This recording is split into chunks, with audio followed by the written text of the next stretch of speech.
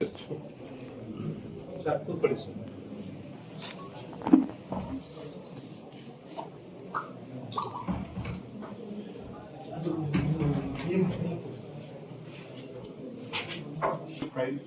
you have registered the case, what proceedings in ಮಾಡಿದಿರಿ? ಮತ್ತು ಅವ್ರ ಸೇವಾವಧಿ ಎಷ್ಟಿರ್ತದೆ, ಸರ್ಕಾರದಿಂದ ಎಷ್ಟು ವೇತನ ಆಗಿರ್ತದೆ ಸರ್, ಪಡಿತಿರೋ ನೋಡ್ಕೊಂಡು ಡಿಫ್ರೆಂಟ್ ಅಮೌಂಟ್ ಇದೆ ಸರ್. ಆ 6 months ವರೆಗೂ ಕೊಟ್ಟಿಲ್ಲ ಅಂದ್ರೆ ಟೋಟಲ್ ಅಮೌಂಟ್ ಅಲ್ಲಿ ಕ್ಲೇಮ್ ಆಗ್ತದೆ. ಪಾವತಿಸಬೇಕಾದ ಒಟ್ಟು ಬಾಕಿ ಬೇಕು. ಸೊ ಕಾರ್ಮಿಕ ನಿರೀಕ್ಷಕರು ಯಾದಗಿರಿ ಉತ್ತರ ನೀವು ಮಾಡಿ ಹಾಕಿದ್ದೀರಿ. ಸೊ ಇದು ಯಾವತ್ತು ಹೋಗಿದ್ದೀರು?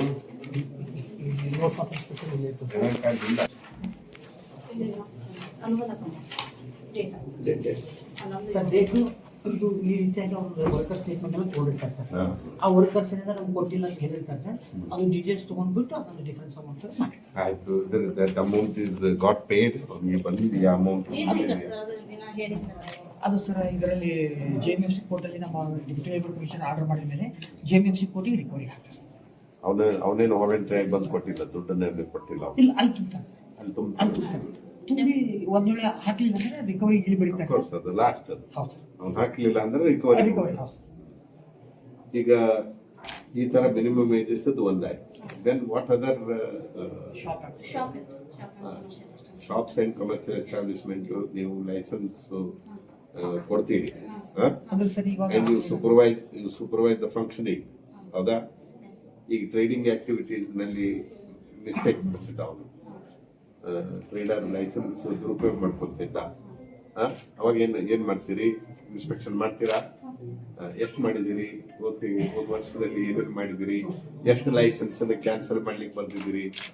ಎಷ್ಟು ಮರ್ಜರ್ಗಳನ್ನ ರಿಪೇರ್ ಮಾಡಿದಿರಿ? That they have violated the trading licence. ಈ ಫಾರ್ ಎಕ್ಸಾಂಪಲ್ ಒಬ್ಬನು ಪೆಸ್ಟಿಸೈಡ್ಸ್ಗೆ ಟ್ರೇಡಿಂಗ್ ಲೈಸೆನ್ಸ್ ಕೊಟ್ಟಿರ್ತಾರೆ, ಅವನ ಮೇಲೆ ಕಂಪ್ಲೇಂಟ್ ಬರ್ತದೆ ಅಂತ ತಿಳ್ಕೊಂಡು ನೀವೇನು ಏನ್ ಮಾಡೋರು? How are you going to go about? Is there any file open by you where you have check, you have made inspection and you have, ನೀವು ಬರೀ ಅವ್ರ ಮುಖ ನೋಡ್ತೀರಿ?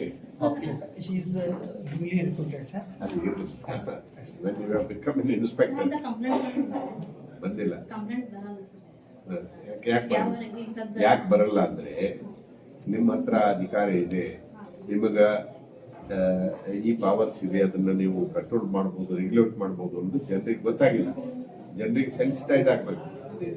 ಜನರು ಈ ಟ್ರೇಡಿಂಗ್ ಲೈಸೆನ್ಸ್ ಮಿಸ್ಯೂಸ್ ಮಾಡ್ತಾ ಇದ್ದಾರೆ. ಎಲ್ಲ ಕಡೆ ನೀವು ಹೋಗಿ ಯಾವ ಅಂಗಡಿ ತೆಗೀರಿ, they are misusing the trading licence. ಒಂದು ಲೈಸೆನ್ಸ್ ತಗೊಳ್ತಾರ, 10 ಟ್ರೇಡ್ ಮಾಡ್ತಾರೆ. ಅಂಗಡಿಗಳು ಸೆರೆ ಇಟ್ಟು ಮಾಡ್ತಾರೆ. I will give you one example. ನಾನು ನಮ್ಮ ಊರಿಗೆ ಹಿಂದಿನ ಸಾರಿ ಬಂದಾಗ ಹೋಗಿದ್ದೆ. ರಾತ್ರಿ 8 ಗಂಟೆ ಆಯ್ತು ಊರಿಗೆ ಹೋಗ್ಬೇಕಾದ್ರೆ. ವಿಜಯಪುರ ಡಿಸ್ಟ್ರಿಕ್ಟ್ ನಲ್ಲಿ ಒಂದು ಊರು ನಮ್ದು. ಒಂದು 50 ಜನ ಹೆಣ್ಣು ಮಕ್ಕಳು ಬಂದು ಕಾಯ್ತಾ ಇದ್ರು ನನ್ನ ಸಲುವಾಗಿ. ಯಾಕೆ ಇವರು ರಾತ್ರಿ ಹೊತ್ತೊಳಗೆ ಬಂದಿದ್ದಾರೆ? ಪಕ್ಕದ ಹಳ್ಳಿಯವರು ಅಂತ ನೋಡಿದ್ರೆ, ಆ ಪ್ರಾವಿಷನ್ ಸ್ಟೋರ್ಸ್ ನಲ್ಲಿ ಬೇರೆ ಬೇರೆ ಅಂಗಡಿ, ಬೀಡಿ ಅಂಗಡಿಗಳಲ್ಲಿ ಸೆರೆ ಇಟ್ಟು ಮಾರ್ತಾ ಇದ್ದಾರಂತೆ. ಅವ್ರ ಗಂಡ, ಅವ್ರ ಮಕ್ಕಳು ಎಲ್ಲರೂ ಅಡಿಕ್ಟ್ ಆಗಿ ಅವರು ಒಂದು 500 ರೂಪಾಯಿ ದುಡ್ಕೊಂಡು ಬರ್ತಾರೆ, ಅವ್ನು ದೋಚ್ಕೊಂಡು ಬರೀ ಹೋಗೋದು, ಕುಡಿಯೋದು. ಸೊ ಅದಕ್ಕೆ ನಾನು ಕೇಸ್ ರಿಜಿಸ್ಟರ್ ಮಾಡಿ ಅವನಿಗೆ ನಿಮ್ಮ ಎಕ್ಸೈಸ್ ಆಫೀಸರ್ಸ್ಗೆ ಮತ್ತು SP ಗಳಿಗೆ ಹೇಳಿ ಅವ್ನ ಆ ಅಂಗಡಿಗಳಿಗೆ ಆಕ್ಷನ್ ತಗೊಂಡ್ರಿ ಅಂತ ಹೇಳಿ. ಅವಾಗ ಲೇಬರ್ ಆಫೀಸರ್ ನಮಗೆ ಸಿಗಲಿಲ್ಲ, ಲೇಬರ್ ಇನ್ಸ್ಪೆಕ್ಟರ್. ಈಗ ನೀವು ಅಂತ ಟ್ರೇಡರ್ಸ್ ಮಿಸ್ಯೂಸ್ ಮಾಡ್ತಿದ್ರೆ, does it not come within our jurisdiction? You have to cancel the trading license. Then people should be sensitized about it.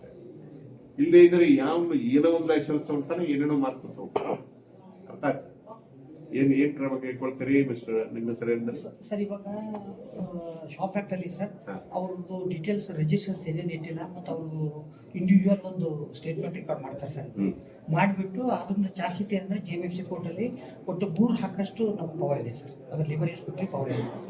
For example ಅವನು ಡೀಟೇಲ್ಸ್ ಏನಾದರೂ ಕೊಡಲಿಲ್ಲ labours, ಅದನ್ನು ಯಾವುದೇ ಒಂದು ನೀವು ಎನ್ಕೇಶ್ಮೆಂಟ್ ಆಗಿರ್ಬೋದು ಅಥವಾ ಏನಾದರೂ ಒಂದು ಸಮಸ್ಯೆ ಇದು ವರ್ಕರ್ಸ್ ಎಕ್ಸ್ಪ್ಲಾಯ್ಟ್ ಮಾಡ್ತಾ ಇರ್ತಾರೆ.